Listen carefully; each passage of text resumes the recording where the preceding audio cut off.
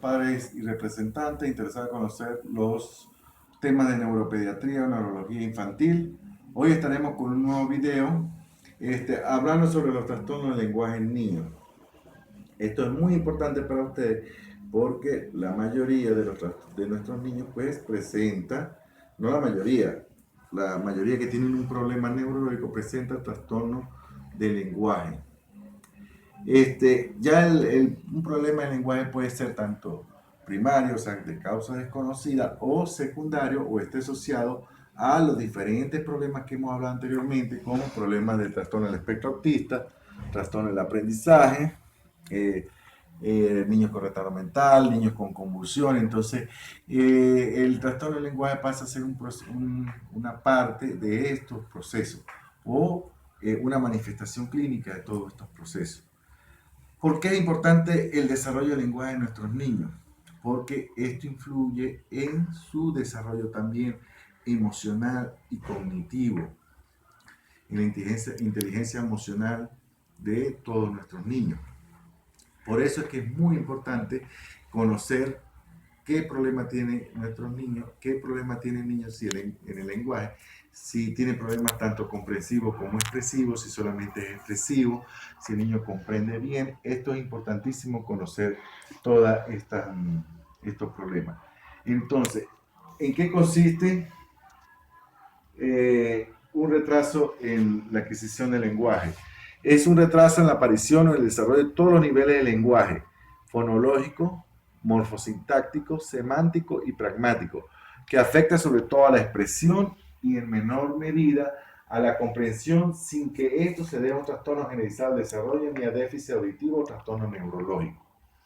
Como lo dije anteriormente, pues muchos de los problemas de lenguaje está comorbilidad de procesos neurológicos, como trastorno del espectro autista, niños con retardo mental, niños con convulsiones, y un pequeño porcentaje pues pasa a ser de tipo familiar o simple, que no esté asociado a ningún proceso. ¿Qué debemos tener en cuenta en el desarrollo del lenguaje del niño? Que el lenguaje del niño debe evaluarse de acuerdo a los principios evolutivos según la edad. Para su evaluación debe tomarse en cuenta para los órganos periféricos de audición y fonación, sistemas centrales, o sea, que no tenga ningún problema neurológico, y factores funcionales y psicológicos como entornos disfuncionales, matrimonio disfuncionales, abuso en niños, muchas otras causas que el entorno influye. ¿Qué debemos preguntar siempre que evaluemos a un niño con problemas de lenguaje?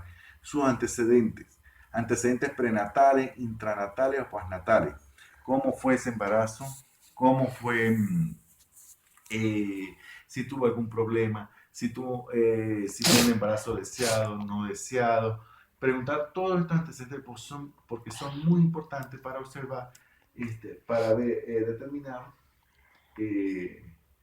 problemas a futuro, traumatismo encefalocraniano, o si está asociado a enfermedades genéticas o cromosómicas, como macro o microglosia, macro lengua grande, microglosia lengua pequeña, otros síndromes como el Pierre-Robin. Entonces es importante evaluar todos los antecedentes del niño.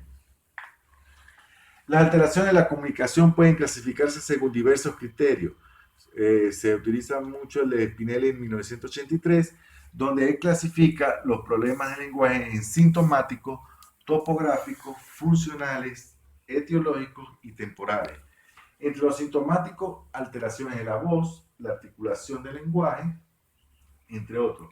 Topográficos, sí hay una alteración de los órganos periféricos de la audición, como que el niño no escuche, o del habla, niños que tienen problemas para la articulación del agua, o del habla, perdón, si hay alteración del sistema nervioso central o periférico. Central cuando es cerebro y médula, periférico, los nervios.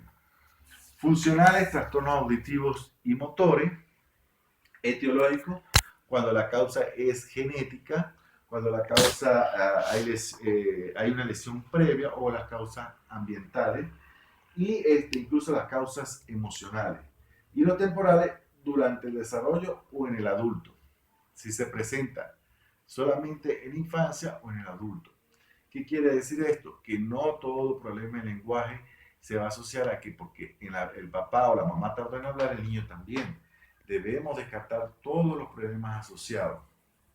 Es muy común ver en la consulta de que el papá habla tarde, el niño debe hablar tarde, y no es así. Igual si es la mamá.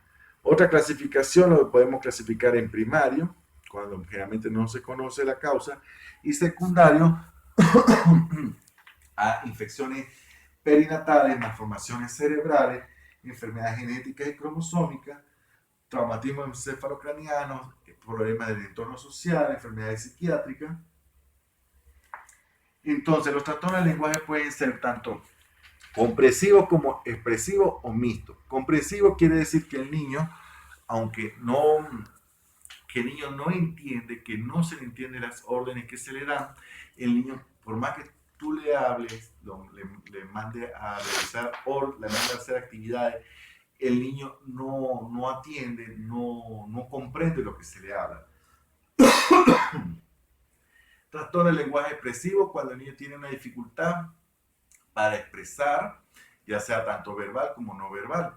Verbal cuando hay compromiso del habla y no verbal cuando el niño que no tiene esa capacidad para transmitir información por medio de la parte no verbal del lenguaje no verbal.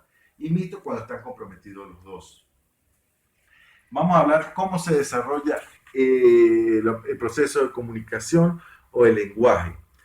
Por ejemplo, para la vocalización tenemos que la información entra por el oído, va al área auditiva primaria que queda en la región temporal, luego al área Wernicke, que es una área de asociación para comprender lo hablado, y el área de Broca, que es la parte motora, la que le da la articulación a la palabra, y de ahí va la información a la corteza motora primaria que queda en la región frontal, en el lóbulo frontal, para que se dé la vocalización, ritmo y entonación de la voz. En el lenguaje no verbal, la información entra por la vía visual, es llevada al corte visual que queda en la región occipital, al giro angular, y de ahí pasa la información al área de Wernicke, que es el área donde hay asociación del lenguaje para la comprensión, manda información al área de Broca y a la corteza motora primaria para la vocalización cuando la información entra por vía visual. Entonces, el lóbulo temporal es donde se encuentra el área auditiva en las circunvalaciones Haynes, interviene la percepción de la palabra. Toda esta información va al área de Wernicke, que es la que le da significado e interpretación a todas estas palabras. Acá en esta figura podemos observar donde está el lóbulo temporal, el área sensorial del lenguaje de Wernicke, en la región parieto-temporal. Acá más o menos el área de auditiva del lóbulo temporal. Esto muestra algunas de las vías o de las estructuras a nivel del sistema nervioso que nos influye en el lenguaje. ¿Cuáles son los principales hitos en el desarrollo del lenguaje y signos de alerta según la edad? En el lenguaje receptivo, de 0 a 1 mes, el niño se calma con la voz de la madre. En el lenguaje expresivo, el llanto es una forma de lenguaje y signos de alerta es que el llanto sea extraño. Generalmente, cuando está asociado a trastornos genéticos como el síndrome de maullido de gato. Entre los 2 a 4 meses, en el lenguaje receptivo, el niño muestra claro interés en las caras, comienza a interpretar las caras, la forma de las caras, cuando se le sonríe. En el lenguaje expresivo, el niño ya tiene sonrisa social, ríe a carcajada, y un signo de alerta es que no tenga este lenguaje social. Alrededor de los 6 meses, el niño ya responde al nombre, especialmente a los 6 meses de edad, cuando se le llama por su nombre, y en el lenguaje expresivo balbucea, vocaliza. ¿Cuáles son los signos de alerta? Que no vocalice ni balbucee. A los 9 meses el niño ya entiende rutinas verbales como el adiós, y en el lenguaje expresivo señala, dice mamá, mamá, no dice, un signo de alerta es cuando no dice mamá, papá, papá. A los 2 meses, a los 12 meses o al año prácticamente, sigue un comando verbal, se le da una orden simple y el niño la entiende y hay una respuesta motora a esto. En el lenguaje expresivo dice de 3 palabras con significado: mamá, papá, agua. Y los signos de alerta pues pierde estas habilidades ya desarrolladas cuando el niño las ha adquirido. Y así sucesivamente, les voy a dejar la lámina en pantalla para que ustedes observen cuando las habilidades, en qué más o menos, a qué edad el niño debe comprender y expresar lenguaje.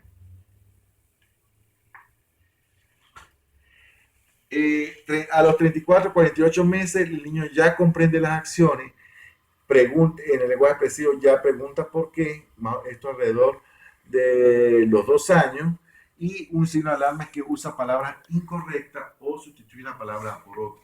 Y ahí comienza a observarse mayor difusión porque ya el lenguaje es más estructurado.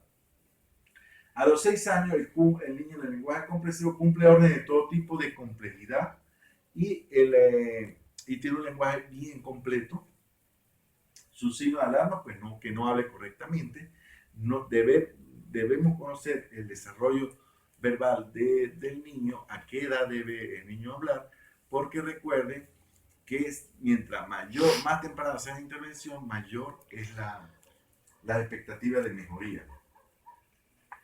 Acá en el DSM-5, que hemos hablado anteriormente en otro video, que es el Manual de Estadística de Enfermedades Psiquiátricas Mentales de Estados Unidos, en el DSM-4 lo clasificaban los problemas de lenguaje en trastorno de la comunicación como trastorno mixto de lenguaje receptivo expresivo, trastorno de lenguaje expresivo, trastorno fonológico, tartamudeo y trastorno de la comunicación no especificada.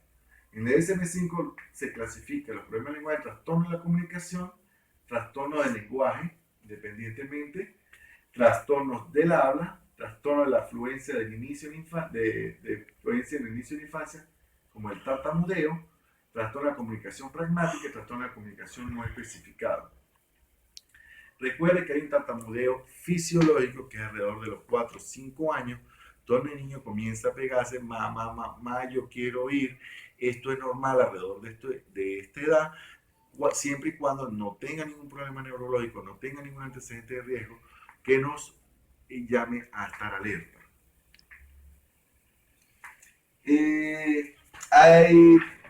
Aquí en esta tabla podemos presentar un criterio diagnóstico para diferentes trastornos del DSM-5 que pueden confundir o pueden presentar con un problema de lenguaje: trastorno de ansiedad por separación, el mutismo selectivo, la fobia escolar específica,